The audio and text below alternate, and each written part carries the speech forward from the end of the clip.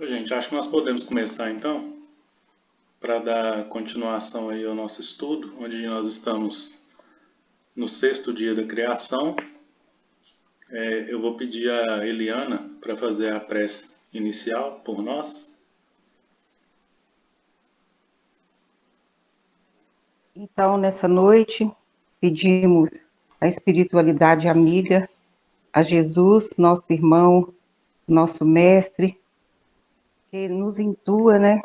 Que abre os nossos pensamentos, o nosso coração, para que tiremos o maior proveito desse estudo dessa noite, para que possamos entender o quão majestoso é a criação de Deus, entender as criaturas de Deus, que nós até hoje temos dificuldades, né? Pedimos a Jesus, nosso mestre, que esteja conosco o tempo todo, que nos acompanhe nesse estudo e que esteja sempre ao nosso lado. Que assim seja. Assim seja. Obrigado, Eliana. Gente, nós estamos ainda no sexto dia da criação. Eu creio que hoje a gente finaliza as análises mais interessantes aqui. Não interessantes, mas pelo menos aquelas que saltam mais aos olhos, né, que a gente consegue perceber mais de imediato.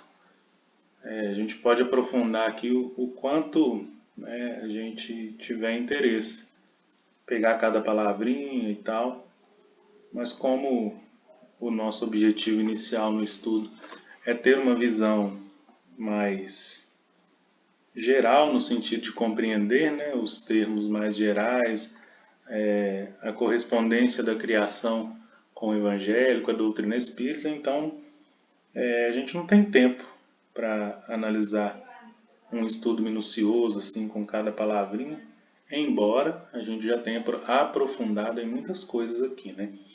Esses dias iniciais da criação a gente tem comentado desde o início que eles servem de base para o que vem aí pela frente no estudo, né? A gente então está no sexto dia, que é o dia da criação do homem, e a última análise, né, que a gente fez foi do versículo 26 aí, sobre essa questão do dominar sobre os animais, né, sobre peixes do mar, aves do céu, animais domésticos, todos os animais selvagens e todos os animais que se movem pelo chão. Nós analisamos primeiramente esse dominar no sentido material, do ser humano, do corpo humano, ser a espécie, né, mais evoluída da criação, até por isso é a mais apta a receber os espíritos. E nós vimos também na semana passada o dominar no sentido espiritual, quando nós pegamos o exemplo lá do Evangelho segundo o Espiritismo, que fala sobre a cólera, lá no capítulo 9, no item 9. Nós vimos aí esse exemplo do dominar espiritual no sentido de nós dominarmos aqueles instintos que ainda nós temos, que nos fazem muitas vezes comportarmos como animais, né? A cólera é só um desses exemplos que nós trouxemos aqui para ilustrar. É aquela atitude repentina, aquela atitude de raiva imediata que a gente faz as coisas sem pensar.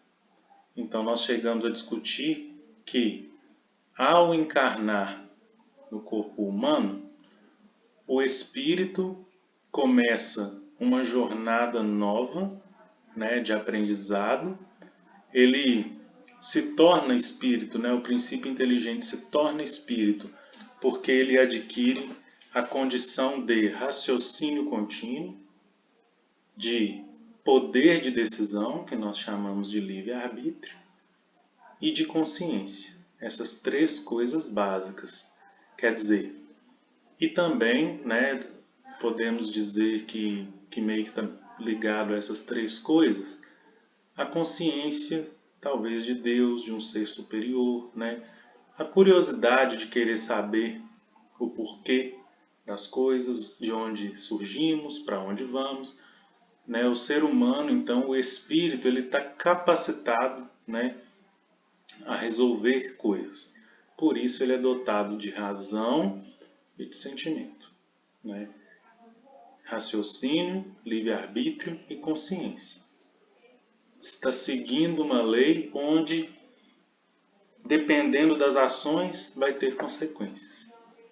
Quando nós temos esse poder de tomada de decisão, né, já é marcado no princípio inteligente que habitou todos os reinos, e o último reino que ele habita antes de se tornar espírito é o reino animal, né? Nós comentamos que o animal ele age para sobreviver e para perpetuar a sua espécie. Então ele tem instinto de sobrevivência e instinto de reprodução. O homem, né, o homem primitivo, o comportamento dele era muito parecido com os animais. Então ainda era um ser violento, ainda era um ser rude, né, que dominava pela força. À medida que seu cérebro foi desenvolvendo, que as relações sociais foram solidificando, esse ser humano, então, que era rude, passa a ser um ser humano mais maleável, a ter mais ideia, né, de razão e de sentimento. E isso é bem natural porque, imagine, o espírito logo que é concebido, né, logo que ele é feito assim, que para nós ainda é um mistério, né, que Kardec deixa claro para nós que não tem como detalhar isso, mas no primeiro momento de transição ali do princípio inteligente se tornando espírito, ainda, né, vão ficar muito marcadas essas características de instinto, porque o ser humano, o espírito, então, está aprendendo, né? Ele vai começar a errar para aprender, ele vai começar a conhecer coisas, mas graças a seu raciocínio contínuo, ele vai poder tomar decisões, se sim ou se não, se vale a pena ou não, o porquê daquilo, né? E observar as coisas e aprender. Junto com essa evolução vem o grande desafio que, ao tomar decisões, até por esse Tiago, instinto... Oi, então, você estava falando aí no instinto e eu queria fazer um comentário assim bem rapidinho, pode fazer. de um vídeo que eu vi, um fazendeiro pegou um filhotinho de uma onça, não sei se algum de vocês viu esse vídeo, pegou um filhotinho de uma onça que a mãe dele tinha sido morta, né, pelos caçadores, então achou esse filhotinho na estrada e levou para a fazenda dele, mas ele era muito novinho e ele começou a mamar na vaca, entende? Mas aí, quando ele cresceu, ficou adulto, né, desenvolveu, eles soltaram ele para o habitat normal dele, né, natural dele, levou. Uhum. Aí, passado um tempo, os fazendeiros notaram que tinha pegadas de onça lá no terreno deles. Então, instalaram câmera para poder olhar, porque não faltava nada, não tinha nenhum animalzinho faltando lá da fazenda. Aí eles instalaram câmera e depois viram que era essa mesma onça. E ela vinha e deitava, ficava quietinha do lado da vaca. Uhum. Então eu falei assim, que impressionante o sentimento de gratidão que o animal tem. É o instinto de sobrevivência dele, né, claro, mas ele tem um sentimento de gratidão, né? Porque ele ia ficar justamente lá perto da vaca. Então, pela câmera, assim, eles filmaram e puderam ver que era aquele filhotinho, né, que estava ali. Sim. Então, fiquei assim, achei muito interessante, porque a gente sabe que o animal, ele agradece os cuidados, né? Uhum. Mas já que ela estava lá no habitat natural e voltar, né? Só para ficar ali perto da mãe, achei É, interessante. eu ouvi dizer desse caso. Eu não cheguei a ver o vídeo não, mas eu já tinha ouvido falar dele. E aí também, né, como você comentou, é, é por isso que é princípio inteligente, né, gente? Ele vai começando assim a entender as coisas. Nós já comentamos aqui de animais domésticos, né, questão do sentimento. E nesse caso aí, Eliana, é um misto, uma mistura das duas coisas, né? olha só, ele vence o instinto já da espécie, né, da onça, do felino, de atacar, Isso. né? Ele vence Aham. esse instinto. Mas também tem um instinto de sobrevivência que ele aprendeu naquele momento, que é o seguinte: olha, foi aqui nesse ambiente que eu cresci. Então, aquele Aham. animal também entendeu que lá era seguro para ele. E isso também faz ele Verdade. voltar. A selva, né, inóspita, muitas vezes, é um animal que não aprendeu a caçar, é um animal que não aprendeu agir, buscar o próprio alimento. Talvez, né, ele aprendeu sim a, a pegar, né, outras presas lá na selva. Não com a mesma eficiência de uma onça que foi criada lá. Tanto que Verdade. Assim, só ele talvez naquele momento de fome mesmo, né? uhum, Porque os animais selvagens, mesmo quando eles se sentem ameaçados, eles atacam, atacam né? também. Não é só pela fome, né? Não é só pela fome. Uhum. Tudo indica que ele aprendeu também a sobreviver na selva e alimentar lá, porque se ele voltasse com fome, provavelmente o instinto dele seria de atacar essas vaquinhas lá. Mas ele É, volta, né? E é um caso curioso, porque mostra exatamente um misto aí de aprendizado, de duas coisas. Ele não deixa de agir pelo instinto de sobrevivência, mas ele já aprende, igual você diz aí, meio que um sentimento de gratidão de entender, né, que ali foi o lugar que sobreviveu e tal. Então é um pouco aí das duas coisas. Muito interessante o achei exemplo. bacana, também. Uhum. Aí, gente, o que a gente comentava aqui a respeito do instinto é que junto, deixa eu só abrir o WhatsApp aqui para ver se alguém tem. Ah, tá. Aqui. Só um instante. Às vezes, se alguém tiver problema com o link, pode mandar. Junto, então, gente, com essa chegada, né, do espírito, o primeiro desafio dele, né, é dominar o instinto. Porque o instinto é de sobrevivência e de reprodução. E quando a gente percebe, imagina a gente encarnando e percebendo o seguinte: olha, eu sou mais forte do que aquele ali. E aquele instinto de sobrevivência, aquele instinto de pegar a presa mais frágil, né? A gente enxergar isso, por exemplo, no ser humano. No início a gente brigava mesmo, era vingativo, né? Matava, até aprender que a gente poderia conviver em sociedade. Só que junto com as tomadas de decisão, as coisas iniciais, né? As decisões iniciais que nos traziam mais vantagem, a gente tendeu a continuar escolhendo elas. Então, por exemplo, se eu quanto mais terra eu conseguir dominar, mais eu plantar, mais alimento eu tiver e mais coisa para trocar, eu vou querer dominar mais. É o raciocínio de sobreviver e de perpetuar a minha. Mas veja, no caso do ser humano, é orgulho, porque ele fala, a gente pensa perpetuar a minha família e não a minha espécie. Porque se eu quisesse ajudar a perpetuar a espécie humana, eu não mataria o ser humano. É a única espécie de animal no mundo, a espécie humana, no caso de animal racional, que mata o semelhante. Então vejam, somos animais racionais, mas tomados pelo egoísmo, a ponto de matar um ser da nossa própria espécie quando nos sentimos de alguma forma ameaçados por ele. A diferença é, sabemos, e hoje mais ainda, né, que não devemos fazer isso. E aí infringimos a lei divina. Boa noite, dona Silvia. Infringir. Desculpa, Tiago, boa noite. Esquenta não, tranquilo.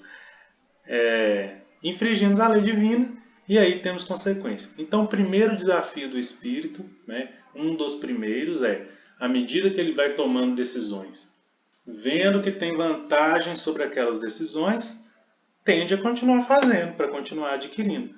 E é muito difícil. Kardec fala que as chagas da humanidade são egoísmo e orgulho, por isso. Porque é muito difícil a gente largar aquilo que nos dá vantagem imediata, aquilo que nos dá retorno, né?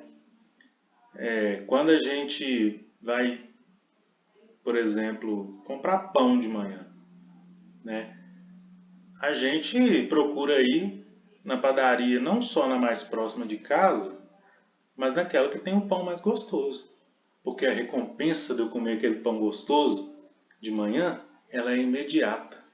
Eu sinto prazer naquilo, né?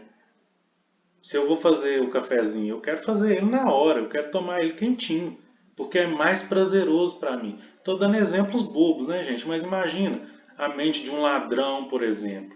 Ele vai lá e vai assaltar o banco, porque o dinheiro que ele vai pegar ali sem esforço nenhum é uma recompensa imediata. E para ele, naquele momento, é o certo. Mesmo sabendo que é errado, para ele, naquele momento, ele tem direito de fazer aquilo. Está infringindo uma lei civil e uma lei divina. E vai ter consequência. Então, a gente superar esses instintos. Já. Oi, Só abrir Leandro. um parênteses aí, quando você fala da questão do ladrão, às vezes a gente vê a pessoa falar que, assim, ó, mas esse tem muito, não vai fazer falta, não. Uhum. Não, eles não precisam. Exato. Tenta justificar, né? Acha justificativa. Não tenta, não. Acha justificativa e é uma justificativa que satisfez a consciência naquele momento, né? Tem isso sim. Então a gente vai tomando essas decisões, né, gente? E vai gostando. Nós vamos chegar no nível aqui do estudo mais para frente, né? Que o ser humano toma gosto pelo mal. Toma gosto em fazer as coisas que estão fora da lei divina.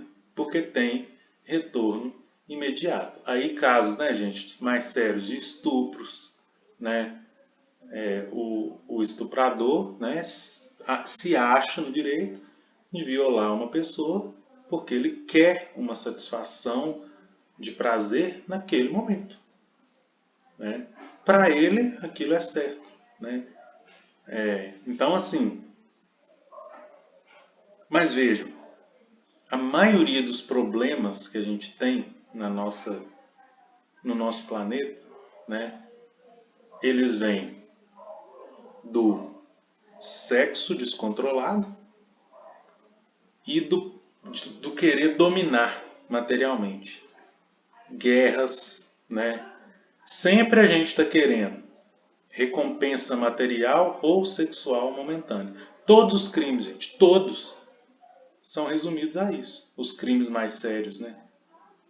E aí temos os outros crimes que são recompensas também, no sentido, por exemplo, de ofender o outro, né? Um crime de racismo, que é sério também, né? A pessoa se acha no direito de ofender o outro e ela ali no momento está tendo uma recompensa para o seu ego no sentido de achar que é superior, está satisfazendo o ego. Então, esse dominar espiritual, né, é o nosso desafio maior. Esse domínio espiritual, quer Ô, dizer... Tiago, Oi, Eliana. aquele ditado que fala, ditado, ou verdade, lá que fala que o fim justifica os meios, né? Porque você está falando aí do estuprador e tudo. Ele acha que está justificado porque é o prazer dele. Uhum. Então, é como se fosse isso, né? Eu quero, então eu posso fazer. E aí também a questão do roubo, né? Também da parte material, né? Uhum. Ah, porque tem muito, né? Como a Daniela diz aí, tem muito, então a gente pode fazer. Então ela está justificando, né? Mas da forma errada, né? Sim, essa frase que você falou, ela é do Maquiavel. O Maquiavel, Nicolau Maquiavel, se eu não me engano. Ele tem um livro que chama, escreveu um livro que chama O Príncipe, e ele tem esses princípios lá descritos, e um dos mais famosos que ficou foi esse, que os fins justificam os meios. É do nome dele que surgiu o termo maquiavélico. É do Maquiavel. Sim, ó, pra você ver, porque ele é maquiavélico. Imagina que pessoa, hein? É, Cruz. e é exatamente isso que significa. Você Independente, você tem que fazer uma coisa, independente do que você tem, né, do caminho que você tem que percorrer, das decisões que tem que tomar, você tem que fazer para chegar no, né, naquele meio ali. Os fins justificam. Como é que é? Os fins justificam o fim justificam os meios. Quer dizer, Qualquer forma que você agir, você está certo porque vai para o fim que você quer, isso. tá correto. Para Então, chegar naquele alvo, não importa, né? Era isso que eu queria dizer. a maneira, A maneira, exatamente. né? Uhum. E isso, gente, fomenta muito o orgulho e o egoísmo. Porque não interessa se você vai prejudicar alguém no meio do caminho. Se precisa fazer, Porque né? olha só para você ver, se a gente, vamos sair só um tiquinho fora, se a gente olha aqui a questão da política, né? Se você Uhum. olha esses políticos, gente, eles já têm tanto, eles têm tanto, mas eles não conformam, eles estão sempre querendo mais, e não importa se estão tirando de classes, né, mais pobres, pessoas mais sofridas, ninguém não olha para esse lado. Eles acham que para satisfazer a vontade deles que está certo, porque É. é assim que eles agem, né? Eu estou olhando aqui o significado, né, de maquiavélico, né? É aquele em que predomina a astúcia, a má fé e o oportunismo. É o maquiavélico. Tudo junto. Tudo junto, Uhum. esses três aí. E é isso mesmo, hein? É o do Nicolau Maquiavel. Essa frase aí que você falou, o livro O Príncipe. Então, gente, isso é interessante você trazer esse exemplo porque nos primórdios do espírito, né, encarnado, é mais ou menos isso. Ó, eu tenho que fazer, mas ainda era o quê, gente? Um ser rude, né? Tava no início. Agora, mais do que nunca, o desafio maior nosso é esse dominar os instintos, né? Com a doutrina espírita, então, que a gente sabe das consequências dos nossos atos e que vai ter reencarnação, vai ter coisa, né, vai ter consciência cobrando, a nossa responsabilidade aumenta, né? Nós sabemos falamos aqui, né, dos dois principais deslizes que nós temos. O principal, gente, é a questão sexual, o desequilíbrio, né? Uma coisa que era divina e que a gente, humanidade, né, tentou transformar numa coisa suja, transformou, né, numa coisa que não Distorceu completamente, né, distorceu o o sentido, sentido, né? uma coisa que não é digna. Então, ficou um misto assim de opressão, de não entender, mas ao mesmo tempo ter que segurar, né, esse instinto que surge, que além do instinto de reprodução também depois vai ser um instinto de compromisso. Na doutrina espírita abre para nós o leque ao explicar que qualquer ação, qualquer coisa que a gente produza vem da energia sexual, que não é só o ato sexual que a gente conhece, mas qualquer é uma energia criativa, inovadora, de realizar qualquer coisa. Aí explica, né, o porquê de pessoas que tiveram missões maravilhosas, né? Madre Teresa, Divaldo fala muito sobre isso, Chico. Essas pessoas não têm a necessidade, né, não sentem assim, esse desejo do ato sexual que conhecemos, porque a energia sexual é gasta do mesmo jeito, só que para outras finalidades, né? Então, os maiores problemas são causados por esse tipo de desequilíbrio, seguidos, né, podemos dizer, da aquisição material desenfreada, né? Não que o sexo também não seja uma aquisição material, porque se a gente fala nesse sentido, a gente está falando de beleza de corpo, de atração física mesmo, né? E depois a satisfação do ego. São outras causas que agora estão sendo contabilizadas como crime. Então, para nós, hoje é o grande desafio. Já vem sendo, tá, gente? A gente vem reencarnando e reencarnando para cumprir com esse desafio de dominar sobre os instintos. Nós temos alguns ainda que são involuntários, que a gente não tem controle. Mas esses são para o nosso bem. Os outros que a gente tem controle e que a gente já consegue eliminar é porque eles não são tão necessários mais, né? Quando a gente pensa no coração batendo e na gente respirando, são atos involuntários. É instintivo. Tanto que a gente dorme, né? Num estado ali quase de perder a razão e continuamos fazendo. Tem uma parte do nosso cérebro que é responsável por isso. Nós não precisamos pensar para respirar. Nós não precisamos pensar para o coração bater, né? Tanto que tem casos onde há morte cerebral e o coração continua batendo, né? Esse instinto divino de sobrevivência a gente conserva, porque é necessário, né?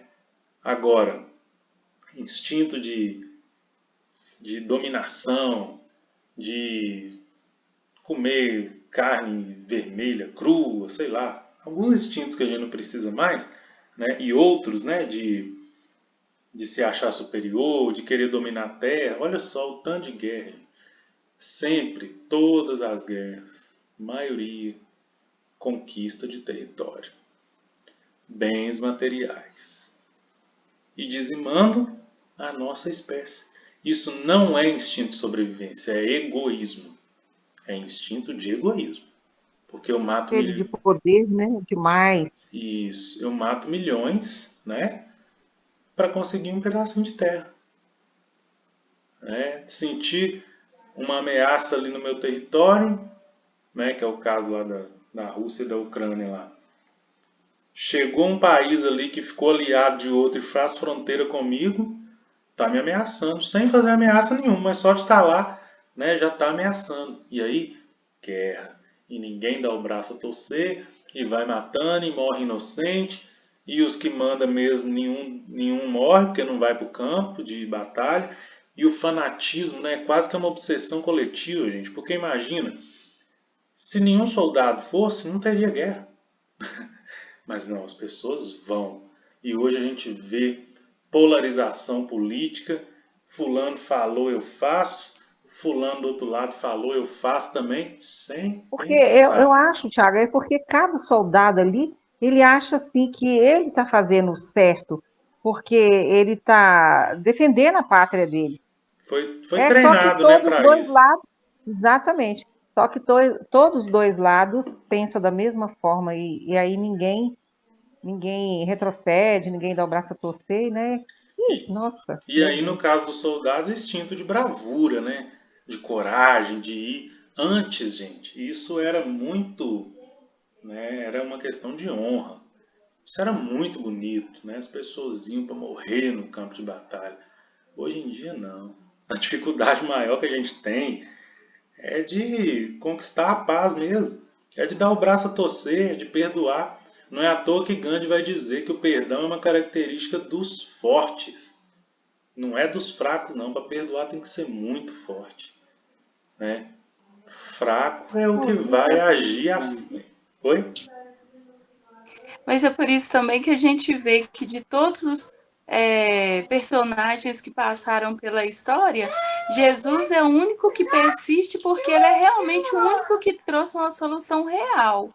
Porque, veja bem, o soldado que vai no instinto de defesa, de honrar a nação e tudo, será. Peraí, Ellen, peraí. Será que ele não consegue perceber que o outro também tem o direito de ter a própria nação e de honrar e de defender e de viver do jeito que ele acha que é o melhor, assim como ele quer viver? E só Jesus que prega isso. Jesus, com um mandamento, né, resumiu isso aí. É por isso que ele fala que todas as leis e os profetas estão resumidos no que a gente já estudou aqui: amar ao próximo como a si mesmo e a Deus sobre todas as coisas.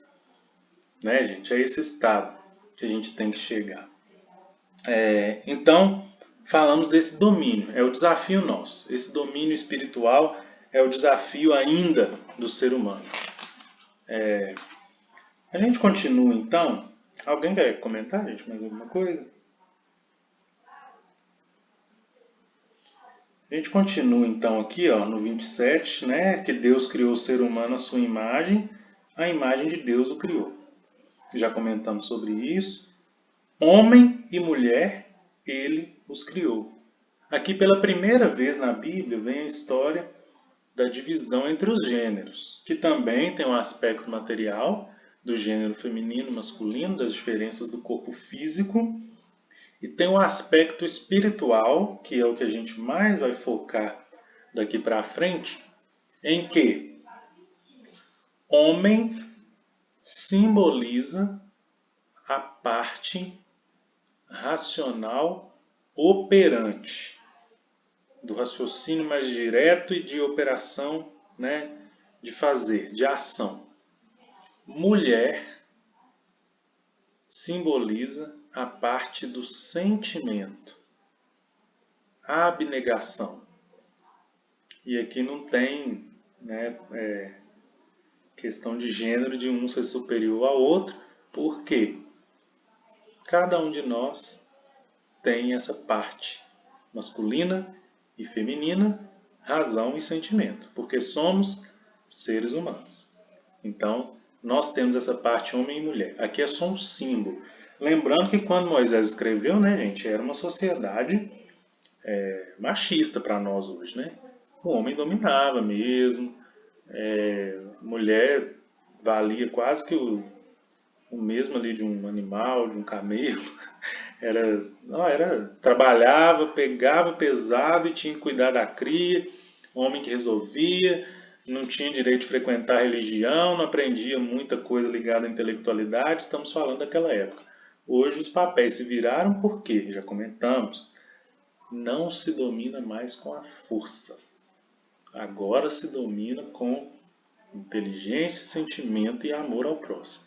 Que na figura feminina, na maioria das vezes, isso é mais nítido, né? Até pelo instinto materno e tudo, do que na figura masculina. Então faz todo sentido, tem a ver com a evolução, o Espiritismo explica por quê, né? E não à toa também, no mundo temos mais mulheres do que homens. Temos mais espíritos precisando de desenvolver essa parte mais sentimental do que a parte racional, né? Podemos dizer assim. Esse instinto materno, abnegação, né? Não precisa mais de força. Agora precisamos de inteligência, né? Sentimento, comprometimento, disciplina. No fim é isso que vai valer, né? Sem contar que o homem também com a coragem, né, gente? Com a bravura, né? Olha o soldado aí. Por isso que morre. Fica querendo mostrar bonito, né? Pula de altura, não sei o quê. Mulher mais conservada, já tem um instinto de sobrevivência mais aguçado. Então, tudo faz sentido. Mas todos nós temos, então, essa parte homem e mulher, essa parte Adão e Eva, essa parte razão e sentimento. Todos nós. Temos no sentido material e temos no sentido espiritual, porque já reencarnamos várias vezes. Ora homem, ora mulher. Então, está falando aqui de cada um de nós. E Deus abençoou e lhes disse: sede fecundos, multiplicai-vos, enchei a terra e submetei. Aí repete, né? Dominai sobre os peixes do mar, aves do céu, todos os animais que se movem pelo chão. Nós comentamos desse domínio. E Deus disse: eis que vos dou sobre toda a terra todas as plantas que dão semente e todas as árvores que produzam fruto com sua semente, para vos servirem de alimento. E todos os animais da terra, a todas as aves do céu e a todos os animais que se movem pelo chão, eu lhes dou todos os vegetais para alimento. Aqui, gente, olha que legal. Nós vemos aqui uma questão de hierarquia, né? O homem, no início, né, da sua jornada como ser humano, era herbívoro. Herbívoro, quer dizer, se alimentava de ervas, de plantas, né? Muito porque vinha também, né, da questão dos animais ali. Os animais mais domesticados, eles não têm característica de ser carnívoro, né? São mais herbívoros, assim podemos dizer. Mas aqui esse alimento tem um sentido material e tem também o sentido espiritual. O sentido material é de servir de alimento mesmo, de matar a fome. O sentido espiritual é de alimentar, né, de prover coisas que já foram adquiridas. Por exemplo, o princípio inteligente, quando ele habitou em reino mineral, reino vegetal, reino animal e aprendeu coisas, essas coisas que ele aprendeu possibilitou tornar espírito. Então, alimentou, né, toda essa jornada, serve de alimento para se tornar espírito. E os aprendizados benéficos daquela jornada, eles ficam, né, e servem para nos induzir a fazer coisas. Serve para nos alimentar nessa jornada inicial em que tornamos-nos espíritos. Então é alimento também nesse sentido. E para os animais da terra, aves do céu e animais que se movem pelo chão, dá também todos os vegetais, né, para alimento. Mesma coisa.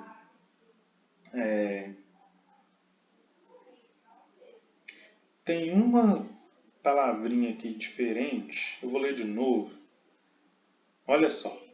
Deus diz: eis que vos dou sobre toda a terra todas as plantas que dão semente e todas as árvores que produzem seu fruto com sua semente para vos servirem de alimento.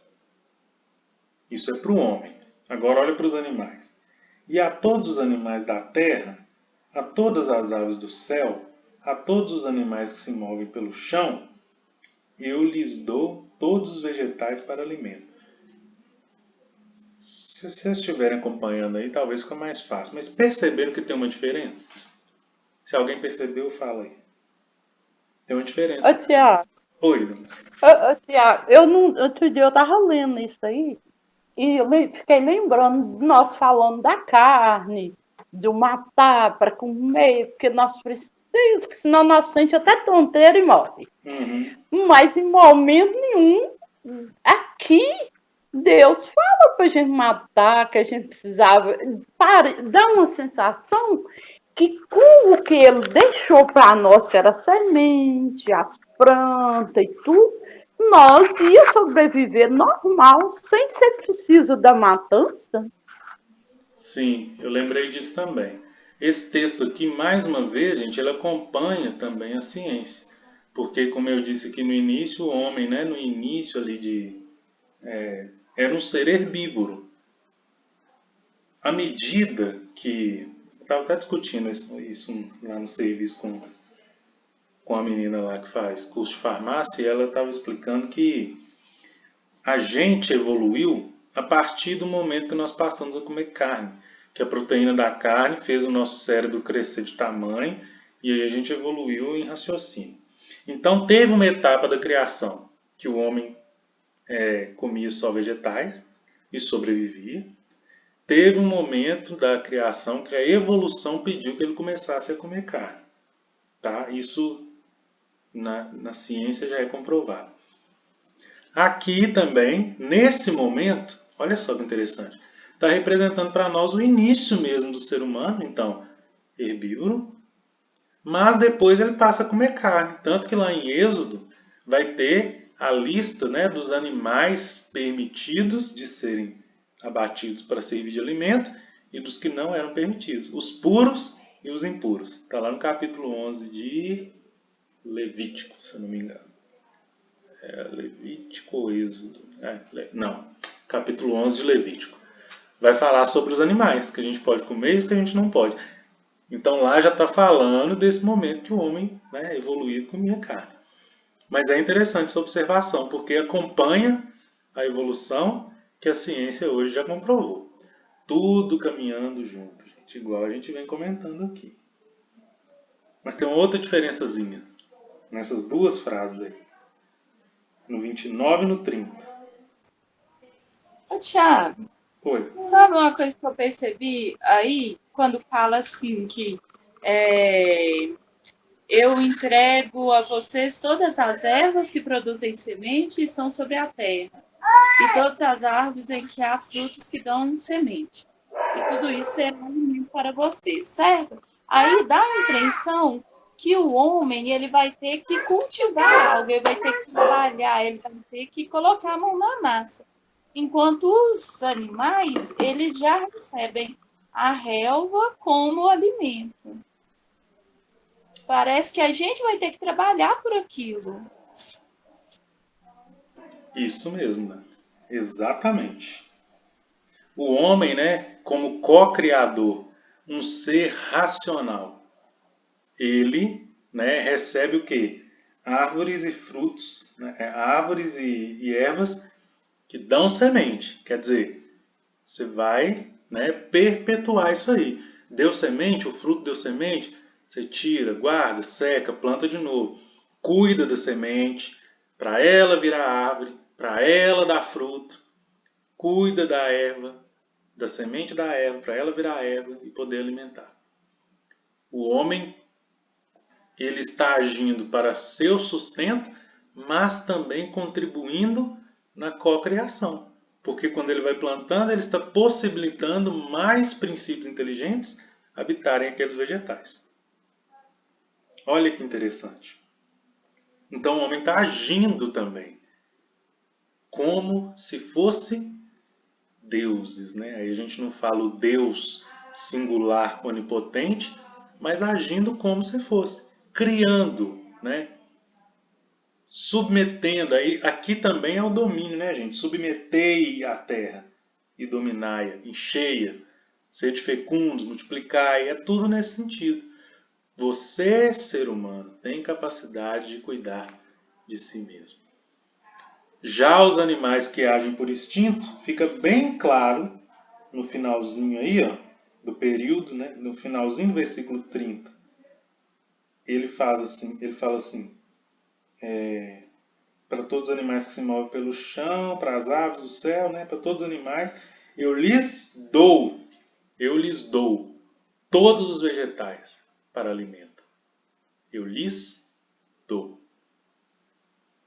Mas Deus dá assim, tem os animais também que fazem semeaduras, né, gente? Os pássaros, as abelhas, carregam sementes, pólen que vão produzir também outros espécimes. Mas também através, né, Deus dá essas ervas aí, dá os vegetais, né? E isso pode ser também aqueles que o homem criou. Ou seja, Deus age também através de nós para alimentar aquelas espécies inferiores, né? Entre aspas. Quer dizer, o domínio sobre os animais também, sobre as outras espécies, não é um domínio de exploração, de matar, de depreciar, de subjugar, mas é um domínio também de cuidar. Porque Deus, né, age através de nós. Isso a gente pode trazer para os animais, né, mas guardando as proporções óbvias, trazer também para os nossos semelhantes, aqueles que precisam de nós, né? Quantas vezes Deus nos usa como semeadores para que outros possam alimentar e vice-versa. Muitas vezes nós precisamos de alimento que outros irmãos nossos semearam. Eu vejo isso muito, sabe aonde? Na Câmara de Passe, né? Quando tem um curso de passe, todo mundo pode fazer. Eu lembro que no início do passe, quando eu comecei lá no Silva Jardim, eu fiz o curso de passe e antes eu tomava passe no tratamento espiritual. Quando chegou o dia que eu pude entrar para a Câmara de Passe e dar o passe, quando chegavam os obreiros da casa, os mais antigos, que já tinham me dado passe, eu ficava no medo, eu ficava assim, meu Deus do céu, o passe tem que sair bem feito, porque imagina, a pessoa que antes me dava passe, agora está aqui recebendo. Na obra de Deus, na criação, é assim. Muitas vezes a gente ajuda, outras a gente é ajudado. E na Câmara de Passe eu vejo que é onde não tem preconceito nenhum, né? O irmão que vai lá receber confia na gente da mesma forma que quando a gente vai lá para receber o passe também a gente confia em quem está aplicando, né? Então são essas semeaduras, né? Que a gente ora semeia, ora a gente colhe. Deu para entender, gente, essa questão do alimento aí? É material e espiritual. Mais uma vez. Bom, fechando então, e assim se fez. E Deus viu tudo quanto havia feito, e era muito bom. O que chama atenção aqui? Após a criação do ser humano, né? Deus viu tudo que ele tinha feito. Quer dizer, todo o processo evolutivo que nós estudamos aqui, representado por esses dias, a transformação do princípio inteligente, ele habitando em todos os reinos, a criação da natureza, tudo, né, que proporcionou a vinda do ser humano e dos espíritos, aí sim teve fim na criação. Deus viu que tudo era muito bom. Quando vem o ser humano, ele coroa com muito. Não era só bom, era muito bom. Tiramos essas lições, então, e fazemos mais um comentário. Deus criou tudo e em momento nenhum criou o mal. Como Kardec vai trazer para nós também no Livro dos Espíritos. E como a gente já ficava se perguntando, né, por que o mal existe. Né? Eu mesmo, antes do Espiritismo, eu já me perguntava isso. Deus é bom, ele não criou o mal, mas como que tem o mal? Aí muitas vezes a pessoa fala, mas Deus permite o mal para servir de prova. Eu falo, mas ele é bom, ele não pode permitir o mal. Ele é todo poderoso, por que ele permite o mal? O mal, gente, só vai chegar na Terra lá no capítulo 3 de Gênesis. Aqui não. Deus criou tudo e criou tudo bom. E o ser humano, muito bom. Se o mal não tivesse entrado na Terra, não tinha história da Bíblia. Acabava no Jardim do Éden.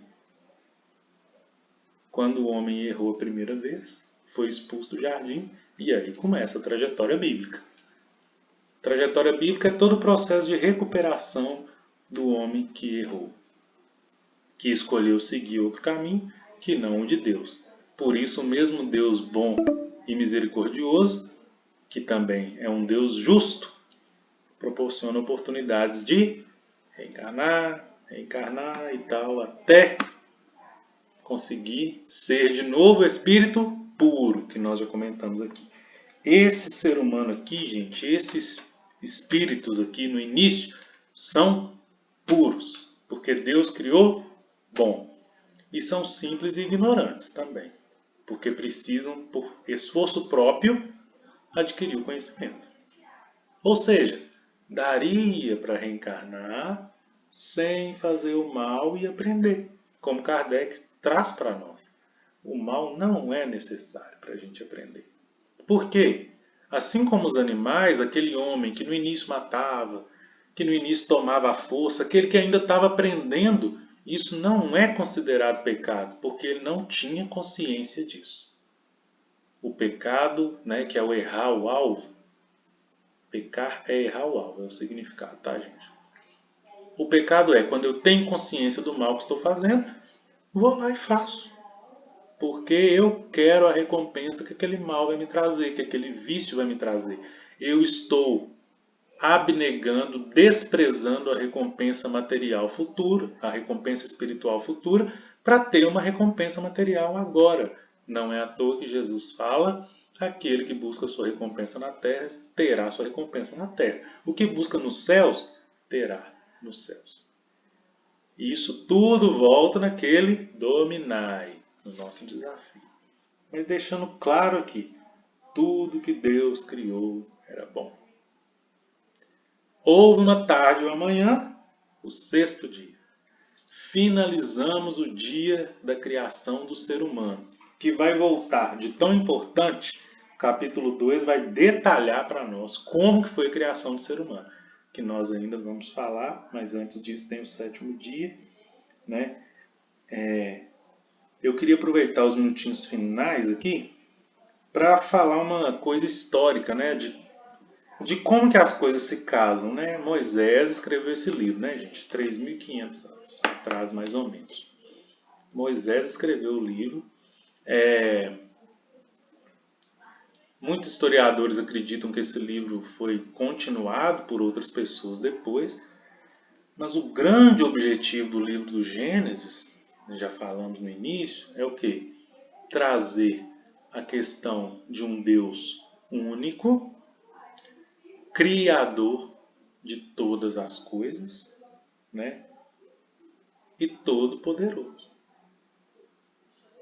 O Deus unigênito e poderoso. É o principal objetivo. Depois o livro vem trazendo as genealogias. O que é isso? As criações, o início das coisas. Aqui no capítulo 1 ele resume, ele traz o início de tudo que foi criado. Depois no capítulo 1, perdão, ele traz o início de tudo. No capítulo 2 traz o início, a genealogia do ser humano, detalhe a criação dela. No capítulo 3 a genealogia do mal, a criação do mal pelo homem, através da serpente. No capítulo 4 a genealogia humana mesmo, de dividir entre mal e bom. No capítulo 5 a predominância, né, do mal. E no capítulo 6 já começa a renovação, a genealogia, o início de uma renovação que vai culminar no dilúvio.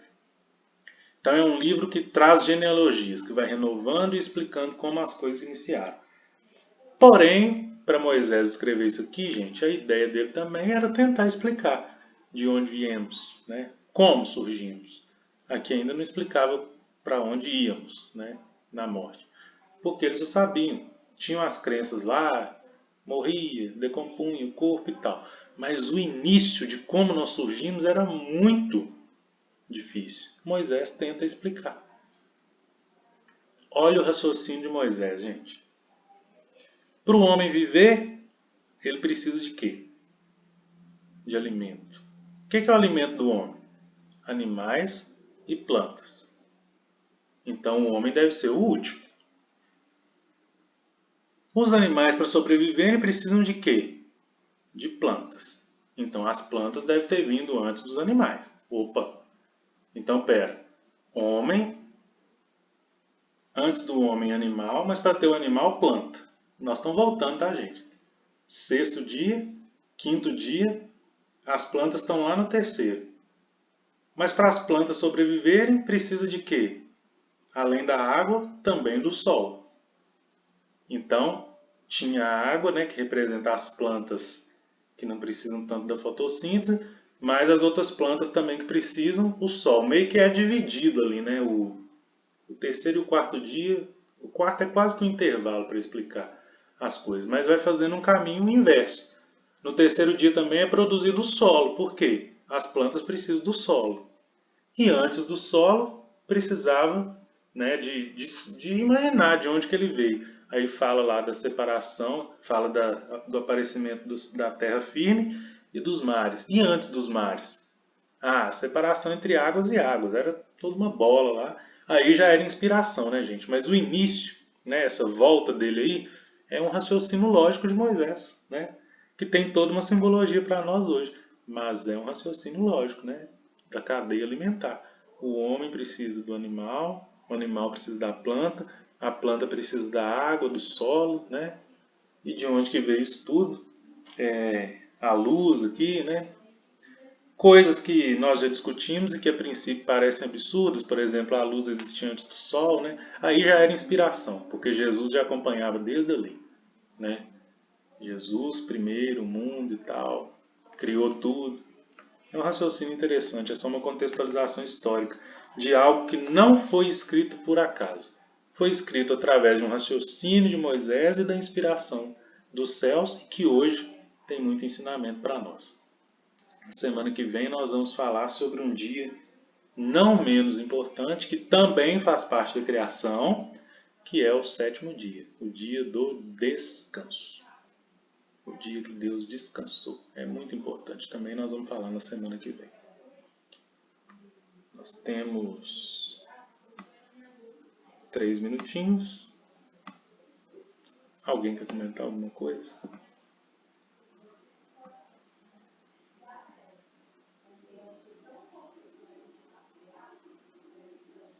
Se não, eu vou finalizar com a prece.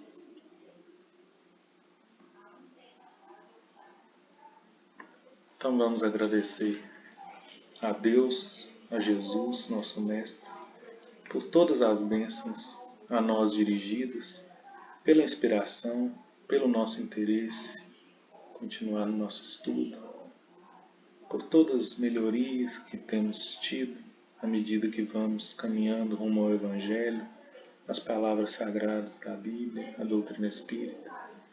Senhor Jesus, que esse mesmo ânimo onde estamos aqui também seja o ânimo de melhorar a nós mesmos, de vencer os instintos, os vícios, de evoluirmos como espírito, de demonstrar através de atos a gratidão que temos a Ti. Que a Sua luz, a Sua paz alcance os corações mais necessitados de amparo. Abençoe também os nossos lares, a nossa casa do caminho. Abençoe a água que aqui deixamos. Abençoe as nossas vidas, para que possamos sempre, Senhor, lembrar da Sua presença amiga, da Sua bênção que nunca falha e que sempre nos acompanha. Se conosco, Jesus, hoje e sempre, que assim seja. Assim seja. Que assim seja. Assim seja. Obrigado, Boa noite a gente. todos. Até semana que vem. Com Deus. Gratidão Boa a noite. todos. Boa noite. Até mais.